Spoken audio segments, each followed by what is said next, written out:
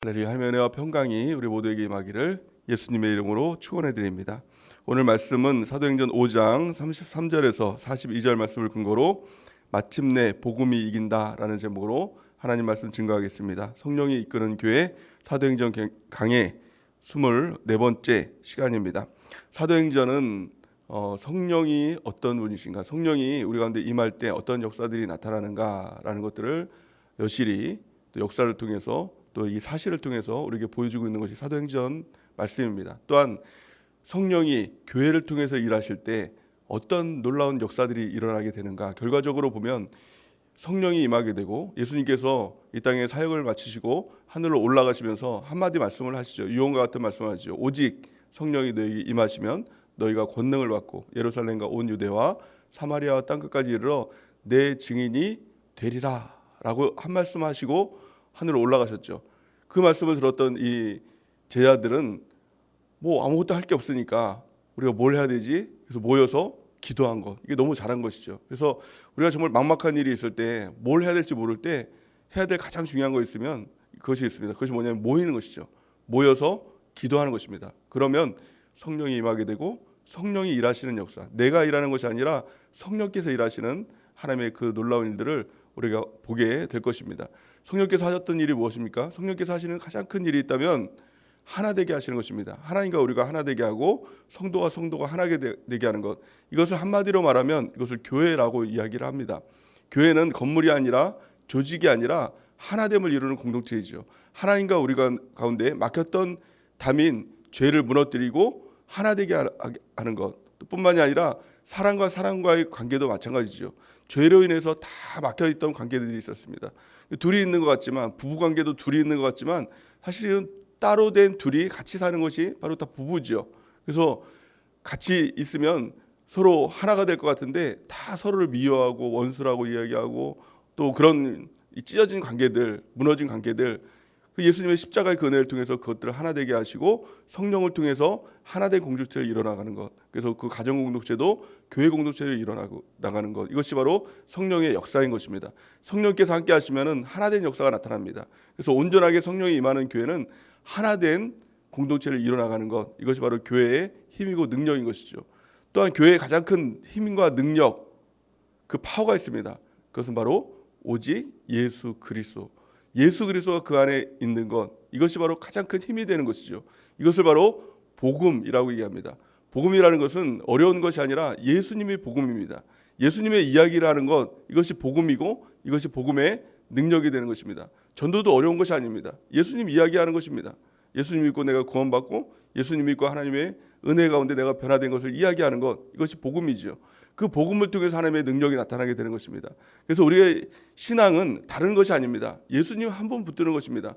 예수님 생각하는 것, 예수님 붙드는 것, 예수님 이야기하는 것, 이것이 바로 복음의 능력이고, 이 복음의 능력이 교회 안에 충만하게 될 때 그 능력 가운데 변화되는 역사가 나타나게 됩니다. 그래서 가정이 변화되고 우리 주변이 변화되고 또 전 세계가 변화되게 되는, 실제로 이 사도행전을 통해서 우리가 지금도 예수님을 믿게 되는 건 아닙니까? 이 사도들이 예수님을 믿고 예수님 이야기를 했더니 그것이 퍼져나가게 돼서 결국에는 우리 같은 정말 이방인 중에 이방인 아닙니까? 이스라엘이 정말 어디 있는지도 모르고 한 번도 가본 적이 없는 그 이스라엘에서 시작된 복음의 역사가 지금 우리에게도 복음의 그 능력 가운데 나타나게 되고 구원받는 역사들이 나타나게 되고 지금 이 땅에서도 교회가 이루어지는 하나님의 놀라운 역사들이 나타나게 된 것입니다. 성경은 이렇게 말씀하죠. 요한복음 3장 16절 우리 같이 한번 읽어보겠습니다. 시작. 하나님이 세상을 이처럼 사랑하사 독생자를 주셨으니 이는 그를 믿는 자마다 멸망하지 않고 영생을 얻게 하려 하심이니라. 아멘. 이 메시지가 요한복음 3장 16절 아마 여러분들 다 알고 계실 것입니다. 하지만 이 말씀이 복음 중에 복음의 메시지인 것이죠. 하나님이 우리를 사랑하셨다. 이게 복음의 가장 첫 번째 시작인 것입니다. 우리를 불쌍히 여겨주신 것이죠. 그런데 우리의 존재는 어떻습니까? 다 죄로 인해서 멸망당할 수밖에 없는 존재인 것이죠. 멸망당하는 것을 불쌍히 여겨주셨다는 것입니다. 하나님이 세상을 이처럼 사랑하사 독생자를 주셨으니, 예수님이 아니시면 우리를 구원할 수 있는 그 방법이 없기 때문에 하나밖에 없는 독생자 예수님을 이 땅에 보내주셔서 십자가에 달려 돌아가게 하심을 통해서 그를 믿는 자마다 믿기만 하면, 누구라도 믿기만 하면 멸망당하지 않고 영생을 얻게 된다라는 것입니다. 믿으면 된다는 것입니다. 예수님만 믿으면 멸망당하지 않고 영생을 얻게 된다는 겁니다. 그럼 예수님을 믿는다는 것이 무엇입니까? 이것이 복음의 핵심인데요. 예수님을 믿는다는 것이 무엇입니까? 예수님의 존재를 믿는 것, 이것은 복음이 아닙니다. 존재를 믿는 것, 이것은 당연한 것입니다. 사실을 믿는 것이죠. 그러니까 예를 들어서 누군가 저를 믿으세요, 나를 믿으세요 라고 할 때 내가 여기 있다는 것, 살아있는 것, 이것을 믿으세요 라는 것이 아니죠. 그 존재라는 것은 이 사람의 존재를 믿는 것도 그 사람의 말을 믿는 것, 예수님의 말씀을 믿는 것, 이것이 믿는 것이죠. 가장 핵심적인 것은 예수 그리스도를 믿는 것입니다. 예수 그리스도를 믿는다는 것이 무엇입니까? 예수님이 그리스도이시다. 그리스도라는 것은 예수님이 나의 구원자가 되신다. 예수님이 나의 주인이 되신다. 라는 것을 믿는 것, 또 이 복음을 전하는 것, 이 가운데 하나님의 역사가 나타나고 하나님의 능력이 나타나고 하나님의 기적이 나타나게 된다는 것입니다. 그 기적은 나를 통해 나타나는 것이 아니라 복음을 통해서, 오직 예수님을 통해서, 예수 그리스도를 통해서 나타나게 된다라고 성경은 말씀하고 있는 것이죠.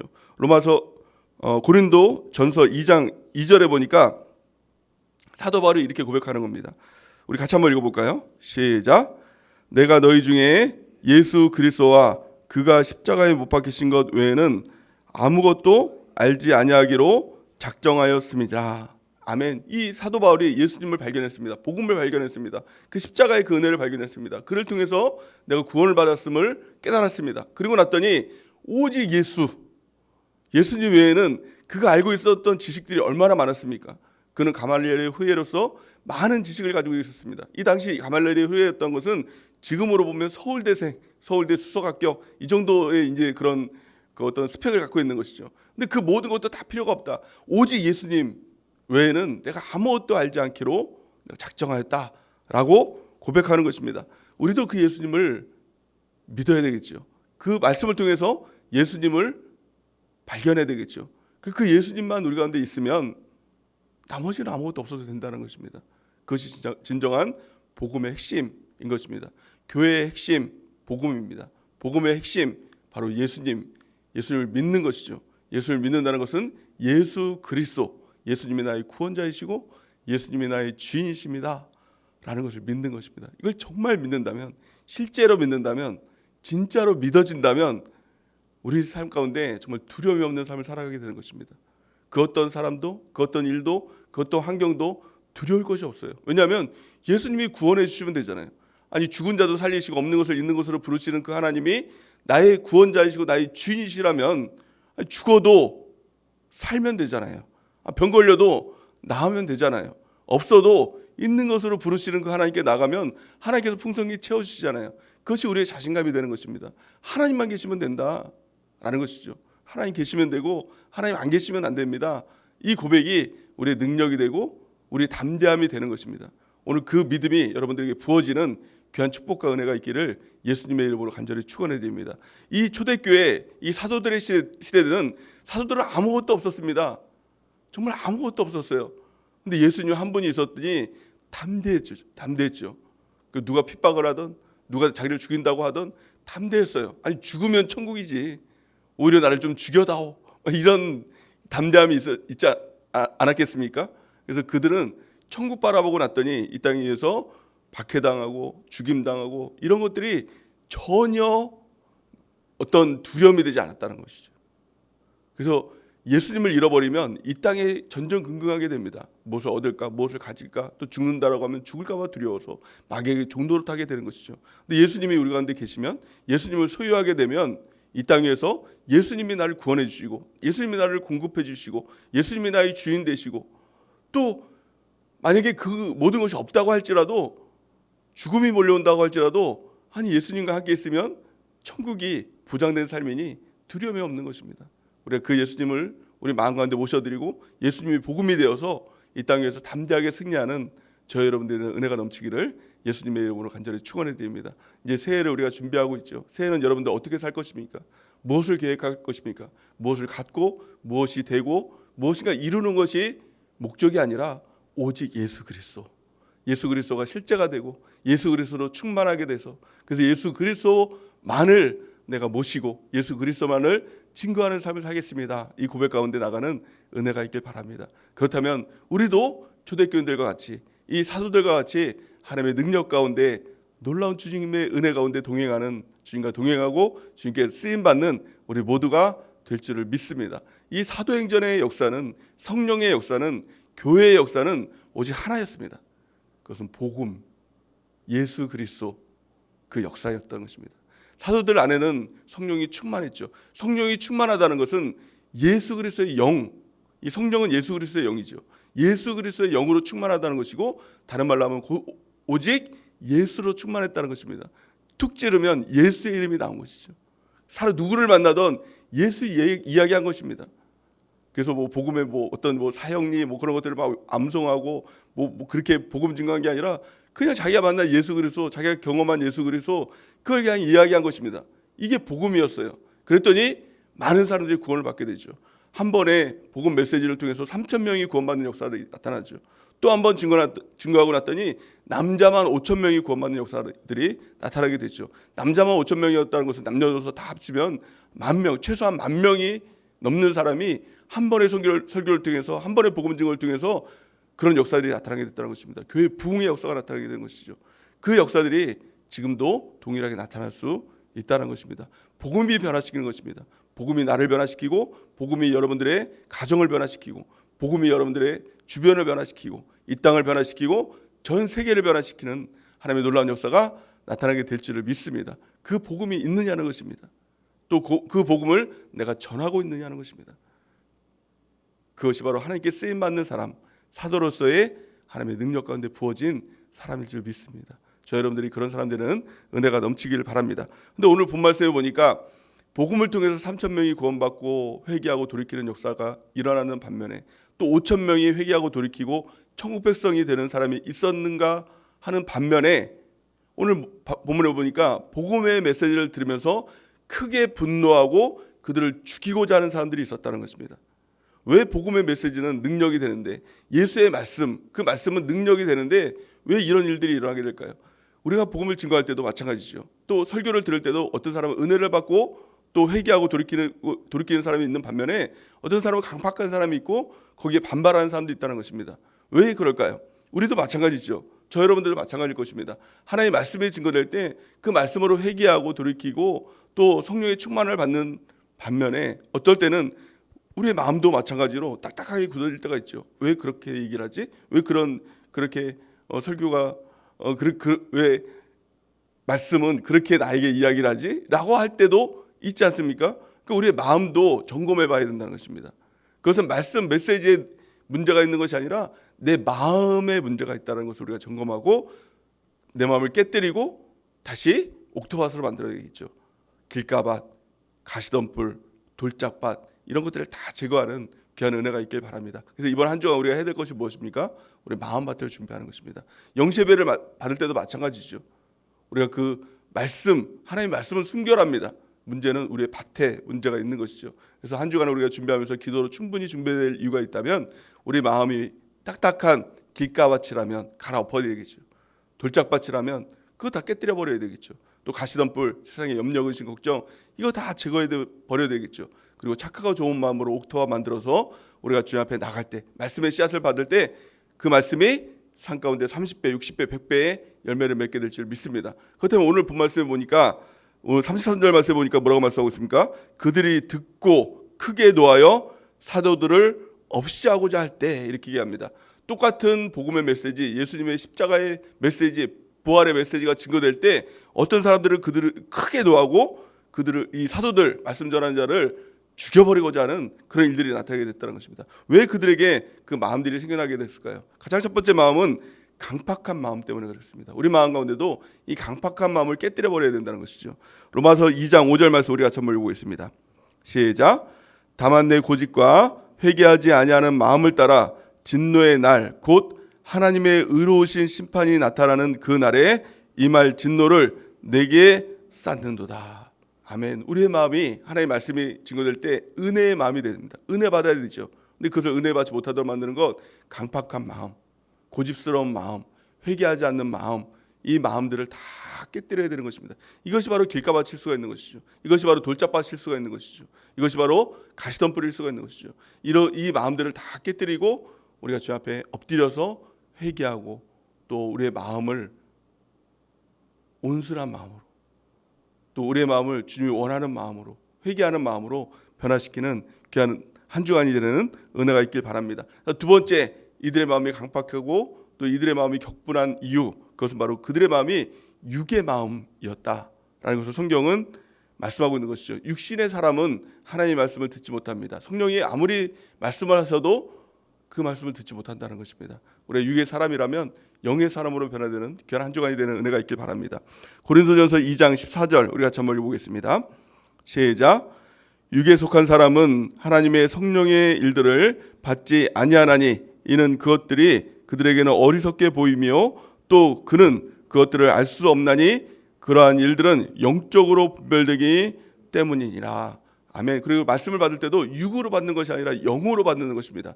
그래서 하나님 말씀이 증거될 때 또 예배드릴 때 하나님께서 누구를 찾습니까? 영과 진리로 예배드리는 사람을 찾는 것이죠. 그 영이 무엇입니까?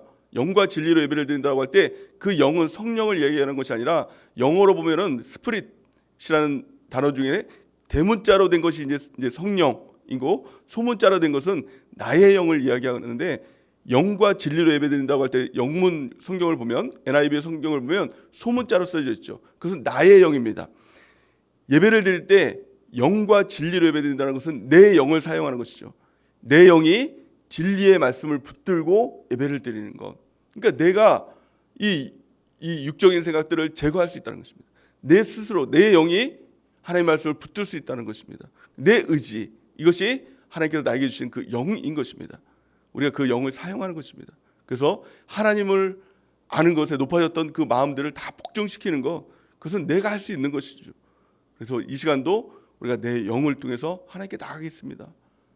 내 생각을 굴복시키고 하나님께 회개하고 돌이키고 말씀 붙들고 드리는 예배, 이것이 바로 영과 진리로 드리는 이 예배가 되는 것입니다. 그래서 우리 안에는 영적인 속성도 있고 육적인 속성이 있습니다. 내가 무엇을 선택할 것인가, 그것은 하나님께서 나에게 주신 이 자유 의지를 통해서 내가 선택할 수 있다는 것입니다. 내가 영을 선택하겠습니다. 하나님을 선택하겠습니다. 말씀을 선택하겠습니다. 기도를 선택하겠습니다. 그것을 결정하고 그것을 선택하는 것입니다. 그리고 그 말씀을 통해서 하나님의 말씀이 들려질 때 내 영을 통해서 아멘하고 받아들일 때 아멘하여 영광에 올려드려지느니라 성경 말씀하고 있는 것이죠. 그 말씀을 아멘으로 우리가 받아들일 때 그 말씀이 우리 가운데 일하시는 놀라운 복음의 역사가 나타나게 될 줄을 믿습니다. 그래서 영시배를 준비하면서도 우리 영을 키우는 한 주간이 되는 귀한 은혜가 있기 바랍니다. 말씀과 기도로 거룩해진다고 말씀하고 있죠. 그래서 충분히 기도하고 충분히 말씀을 볼 때 영이 이기는 사람으로 우리가 변화되는 놀라운 축복이 있게 될 줄을 믿습니다. 세 번째, 이들이 하나님의 말씀을 들을 때 왜 격분하고 또 강팍하고 또 그들을 죽이려고 했을까? 그 이유, 그 배후에는 마귀의 세력이 있기 때문에 그렇습니다. 마귀와 말씀은 정반대입니다. 그래서 하나님의 말씀이 증거될 때 마귀는 끊임없이 그것을 못 듣게 하기 위해서 모든 수단을, 모든 힘을 다 쏟아서 말씀을 못 듣게 합니다. 가장 첫 번째는 하나님의 보좌 앞에 나오지 못하도록 하죠. 예배에 나오지 못하도록 도전을 하죠. 예배에 나왔다면 마귀는 온갖 생각들을 집어넣습니다.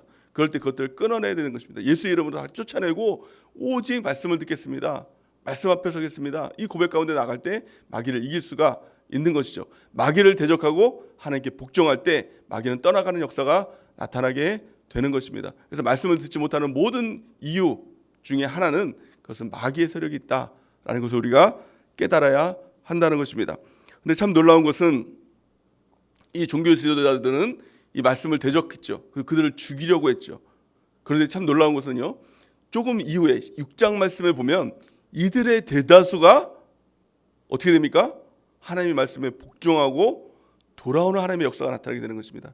6장, 우리가 지금 살펴보고 있는 것이 5장 이제 후반절 말씀 아닙니까? 근데 6장 초반절 말씀에 보니까 이렇게 말씀하고 있어요. 사도행전 6장 7절 우리가 한번 읽어보겠습니다. 시작. 하나님의 말씀이 점점 왕성하여 예루살렘에 있는 제자의 수가 더 심히 많아지고 허다한 제사장의 무리도 이 도에 복종하니라. 아멘. 참 놀라운 일들 아닙니까? 이 5장 후반절 말씀에는 이들이 이 제자들을 죽이려고 격분해서 죽여버리려고 이렇게 했던 사람들이 금방 6장 7절을 보니까 그들의 대다수가 허다한 무리가 회개하고 돌이키는, 이들이 다 제사장들의 무리 아닙니까? 제사장 무리도 이 도의 복종 아니라 이렇게 말씀하고 있어요. 이 말씀은 무슨 말씀입니까? 결국엔 하나님의 말씀이 이긴다는 겁니다. 하나님의 말씀이 점점 왕성하여, 하나님의 말씀은 그냥 증거되는 그 말씀 말하고 끝나는 이야기가 아닙니다. 우리가 하는 모든 말들은 말하면 그냥 사라지죠. 없어지죠. 그런데 하나님의 말씀은 살아있고 운동력이 있다는 겁니다. 그래서 말씀이 증거되면 그 말씀이 점점 왕성하게 되는, 그 말씀이 일하게 되는, 말씀이 역사하는 그 일들이 나타나게 된다는 것입니다. 그래서 마침내 말씀이 이긴다는 겁니다. 우리가 복음을 증거할 때도 믿지 않는 우리 가족들이 있죠. 또 믿지 않는 주변 사람들이 있을 것입니다. 그럼에도 불구하고 끊임없이 말씀을 증거해야 될 이유가 무엇입니까? 결국에는 말씀이 이긴다는 겁니다. 말씀이 승리하게 된다는 것입니다. 말씀을 통해서 이 제사장의 무리들, 종교 지도자들, 이들 중에서도 수많은 사람들이 예수님을 믿고 회개하고 돌이키는 하나님의 놀라운 역사들이 나타나게 된 것입니다. 그래서 이 마지막 때에 사람들은 이 전도가 사라진 시대에 산다고 이야기합니다. 하지만 절대로 그렇지 않습니다. 하나님의 말씀이 어떻게 능력을 잃어버릴 수가 있겠습니까? 하나님이 어떻게 능력이 소멸될 수가 있겠습니까? 그 능력은 점점 왕성하게 되는 것입니다. 그러기에 우리가 끊임없이 하나님의 말씀을 전하고 전도하고 복음 증거하는 그 하나님의 사람으로 쓰임받는 귀한 은혜가 있기를 예수님의 이름으로 간절히 축원해 드립니다. 로마서 1장 16절 말씀 같이 한번 읽어보겠습니다. 시작. 내가 복음을 부끄러워하지 아니하노니 이 복음은 모든 믿는 자에게 구원을 주시는 하나님의 능력이 됨이라. 먼저는 유대인에게요 그리고 헬라인에게로다. 아멘. 복음은 모든 믿는 자에게 구원을 주시는 하나님의 능력이다 라는 것입니다. 이 복음의 능력을 가지고 우리가 먼저 하나님의 말씀으로 우리 자신이 변화되는 귀한 삶을 살아가는 은혜가 있기 바랍니다. 또 뿐만이 아니라 그 복음의 삶을 전하는 자로 우리가 쓰임 받을 때 우리를 통해서 또 다른 영혼이 구원받고 이 제사장과 같은 이 강팍한 영혼이랄지라도 그것들이 깨지고 변화되는 하나님의 역사가 복음을 통해서, 우리의 입술을 통해서 나타나는 귀한 축복이 있게 될 줄을 믿습니다. 오늘 말씀해 보니까 이 제자들이 위험한 처지에 있는 그 장면들을 보여주고 있습니다. 그런데 가말리엘이라는 사람이 갑자기 나타나서 그들을 도와주게 되죠. 가말리엘은 이 바리새인 중에서도 이 지도자격인 이 사람입니다. 이 34절 보니까 그 가말리엘에 대해서 소개를 하고 있는데, 바리새인 가말리엘은 율법 교사로서 모든 백성에게 존경을 받는 자라라고 이렇게 얘기를 합니다. 모든 이 공회 중에서 또 율법 교사로서 존경받는 사람, 이 사람이 가말리엘이었습니다. 근데 가말리엘이 제자들이 죽을 위기에 처해 있는데 그들을 구원해주는 일들이 나타나게 되는 것입니다. 하나님의 역사는, 하나님의 구원은 누군가의 손길을 통해서도 나타날 수 있다는 것입니다. 어떤 일들을 통해서도 하나님 우리를 구원해 주시고 또 우리를 사용해 주시기 위해서 살려주시는 역사가 나타나게 된다는 것입니다. 그가 뭐라고 얘기를 합니까? 35절 보니까 말하되 이스라엘 사람들아 너희가 이 사람들에게 대하여 어떻게 하려는지 조심하라 이렇게 얘기를 하면서 또 38절에서 39절 말씀을 또 같이 한번 읽어보겠습니다. 시작. 이제 내가 너희에게 말하노니 이 사람들을 상관하지 말고 버려두라. 이 세상과 이 소행이 사람으로부터 났으면 무너질 것이요 만일 하나님께로부터 났으면 너희가 그들을 무너뜨릴 수 없겠고 도리어 하나님을 대적하는 자가 될까 하노라 하니. 아멘. 가말리엘은 성경에 대해서 가장 많이 알았던 이 사람 중에 한 사람이었습니다. 근데 그 사람이 성경을 통해서 이 사람들의 일들을 보니 그 사람들이 하나님께로부터 났으면 결코 무너질 수 없다는 것을 알았습니다. 우리도 마찬가지입니다. 우리가 때로 어떤 일들 가운데 이 일들을 통해서 우리가 무너질까? 일들을 통해서 어떤 일들이 일어날까? 우리가 걱정할 때가 있죠. 하지만 하나님께로부터 났다는 확신이 있으면 우리는 절대 무너지지 않는다라는 것을 우리는 분명히 알아야 한다는 것입니다. 또한 어떤 우리가 종교 지도자들이라든가 또 영적 리더들을 이렇게 판단할 때가 있죠. 근데 성경은 그들을 판단하지 말라라고 이렇게 얘기합니다. 그들은 하나님의 손에 있으니 하나님께서 그들을 살리고 죽이는 것은 하나님의 손에 있다라는 것입니다. 그러니까 하나님의 사람을 판단하는 것은 굉장히 위험한 것입니다. 그러니까 쉽게 말하면 어떤 교회의 목사님이 뭐 불법을 저질렀어요. 근데 그걸 우리가 그 자체도 판단하지 말라는 것입니다. 하나님께서 세우셨으면 하나님께서 패하신다라는 것입니다. 그래서 39절 말씀 보니까 만약 하나님께로부터 났으면 너희가 그들을 무너뜨릴 수 없겠고 누구도 무너뜨릴 수 없다는 것입니다. 뿐만이 아니라 우리가 하나님의 말씀을 증거할 때 하나님께 쓰임 받을 때도 이 자신감이 있어야 된다는 것입니다. 하나님이 나를 세우셨으니 나는 무너질 수 없는 사람이다 라는 그 자신감으로 담대하게 우리가 달려나가는 은혜가 있길 바랍니다. 이 말씀을 통해서 이제 종교인들이 설득을 당하게 되죠. 그래서 40절 보니까 그들이 옳게 여겨 사도들을 불러 칙칙질하여 예수의 이름으로 말하는 것을 금하고 놓으니 이렇게 얘기를 합니다. 그래서 그들이 원래 죽이려고 했어요. 그래서 그 사도들을 다 잡아다 죽이려고 했는데 가말리엘을 통해서 죽음을 면하게 되는 또 하나님의 이 섭리죠. 하나님의 손길이고 하나님께서 구원해 주신 역사인 것입니다. 그리고 그냥 놓아준 것이 아니라 채찍질하고 채찍형으로 이제 하고 너가 이제 예수의 이름으로 말하지 말라라고 이제 돌려보낸 것입니다. 그러니까 사도들의 입장은 어땠을까요? 억울함도 있었겠죠. 하나님의 복음을 증거했는데 뭐 불법을 행한 것도 아니고 뭐 못된 짓을 한 것도 아니라 자기는 하나님의 뜻대로 행했는데 맞은 거예요. 채찍질을 당한 겁니다. 그때로는 나는 왜 하나님의 일을 하고 하나님의 명령에 다 순종했는데 왜 이런 일을 당했어요? 라고 이렇게 원망도 나올 수 있겠죠. 불평도 나올 수 있겠죠. 근데 가장 중요한 것은 뭐냐? 사도들의 반응입니다. 참 놀라운 반응이 두 가지가 나오는데요. 가장 첫 번째 그 반응을 같이 한번 읽어보겠습니다. 41절 말씀 같이 한번 읽어보겠습니다. 시작. 사도들은 그 이름을 위하여 능력받는 일에 합당한 자로 여기심을 기뻐하면서 공회의 앞을 떠나니라. 아멘. 사도들은 기쁨이 있었다는 것입니다. 오히려 채찍질 맞은 것, 박해당한 것, 고난받은 것, 이것에 대한 기쁨이 있었다는 거예요. 참 놀랍지 않습니까? 여러분 입장을 한번 바꿔놓고 생각해 보세요. 내가 전도했는데 갑자기 시청에서 잡아가고 이 경찰서에서 파주 경찰서에서 잡아가가지고 막 때리는 거예요. 막 따기 때리고 채찍질 때리고 막 그러면 화가 울컥 나오지 않겠어요? 억울함도 나오고 서운함도 나오고 나는 하나님의 일을 했는데 왜 이렇게 모욕을 당하고 이런 일들이 왜 나에게 생겨났나? 근데 이 사도들은요 동일한 일을 당하면서 그 마음가운데 기쁨이 넘쳤다라고 기록하고 있는 것입니다. 왜 기뻤을까요? 그들은 예수님의 말씀을 기억했을 것입니다. 예수님은 이렇게 말씀합니다. 마태복음 5장 11절에서 12절 우리 같이 한번 읽어보겠습니다. 시작. 나로 말미암아 너희를 욕하고 박해하고 거짓으로 너희를 거슬러 모든 악한 말을 할 때에는 너희에게 복이 있나니 기뻐하고 즐거워하라. 하늘에서 너희 상이 큼이라. 전에 너희에 있던 선지자들도 이같이 박해하였느니라. 아멘. 그들은 천국을 바라봤습니다. 천국이 없다면 얼마나 억울합니까? 얼마나 자존심 상하고 얼마나 괴롭고 얼마나 그 슬픔이 있겠습니까? 하지만 천국에서 그 상이 크다고 하니 그것이 너무 기쁜 것이죠. 천국에 갈까 말까 이것을 고민하는 것이 아니라 천국에 당연히 가는 것이고 그 안에서 큰 상이 있다라는 것을 알 때 그들 가운데 진정한 기쁨이 있었다는 것입니다. 천국이 실제가 되면 이 땅에서의 어떤 슬픔도 박해도 괴로움도 그것이 진정한 기쁨이 될 수 있다는 것입니다. 여러분들 그 기쁨을 소유하는 은혜가 있길 바랍니다. 천국을 생각하면 이 땅에서 슬플 일도 없고 괴로울 일도 없고 또 눈물 날 일도 없고 두려워할 일도 없고 걱정할 일도 염려할 일도 없다는 것입니다. 우리가 그 천국의 실제가 되는 저 여러분들의 은혜가 넘치기를 예수님의 이름으로 간절히 축원해 드립니다. 또한 베드로 전서는 이렇게 말씀하고 있죠. 4장 12절에서 13절 우리 같이 한번 읽어보겠습니다. 시작.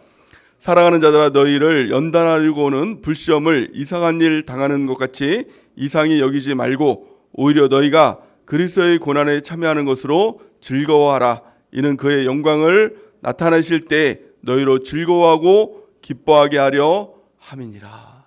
아멘. 우리가 복음을 증거하면 꼭 이렇게 칭찬하고 또 뭐 격려하는 그런 일들만 있는 것이 아니라 박해도 있습니다. 모욕도 있습니다. 복음 증거하지 않으면 나타나지 않을 그런 고난도 있고 박해도 있습니다. 하지만 그 일들을 통해서 그 박해를 통해서 고난을 통해서 예수님은 기뻐하라고 말씀하고 있죠. 영원한 천국에서 영원한 상급이 있다라고 약속하고 있는 것입니다. 우리가 그 고난과 박해 그것을 받기를 원합니다. 또 그것을 기뻐하길 원합니다. 그것이 사도들의 삶이고 그것이 하나님께서 쓰시는 하나님의 백성의 큰 상급인 것입니다. 그 은혜가 우리 가운데 있길 바랍니다. 두 번째, 사도들의 반응이 어땠습니까?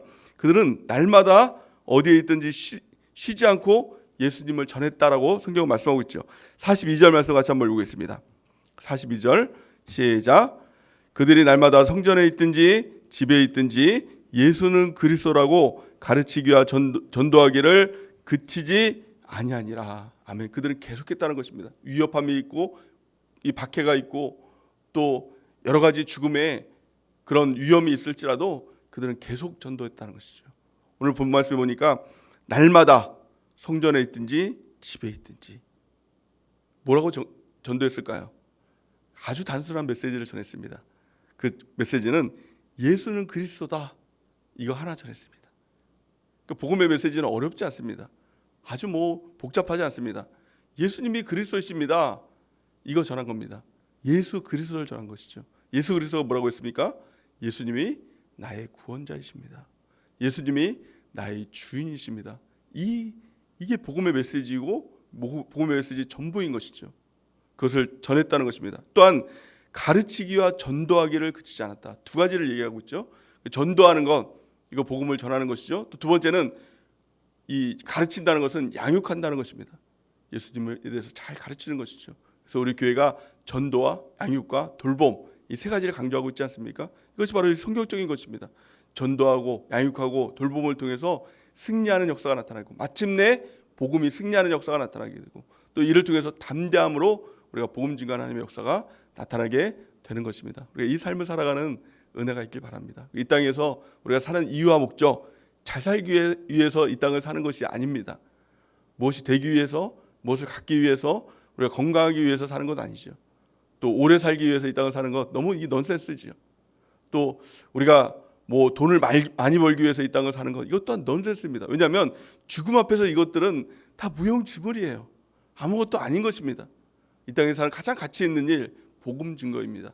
나를 통해서 또 다른 영혼이 구원받는다, 영혼이 한 사람이라도 있다면, 함께 천국 간다면, 그리고 천국문 앞에서 예수님께서 잘했다, 충성된 종아, 내가 너를 안다, 내가 너를 사랑한다, 예수님께서 우리를 맞아줄 수 있다면 이것보다 더 큰 축복이 없을 것입니다. 정말 잘 산 것이죠. 이 땅을 살아갈 때 너무 잘 산 것입니다. 우리가 이와 같은 삶을 살아가는 귀한 은혜가 있길 바랍니다. 이 땅 위에서 전부인 것 오직 예수 그리스도 한 분입니다. 또한 백문일답, 여러 가지 문제가 있을지라도 그 답을 해결할 수 있는 유일한 답은 예수 그리스도, 복음 하나인 것입니다. 마침내 복음이 이깁니다. 그 복음으로 우리 자신들이 변화되고 그 복음을 증거함을 통해서 또 다른 영혼이 변화돼서 우리 함께 천국 가는 그 놀라운 은혜가 넘치기를 예수님의 이름으로 간절히 축원해 드립니다.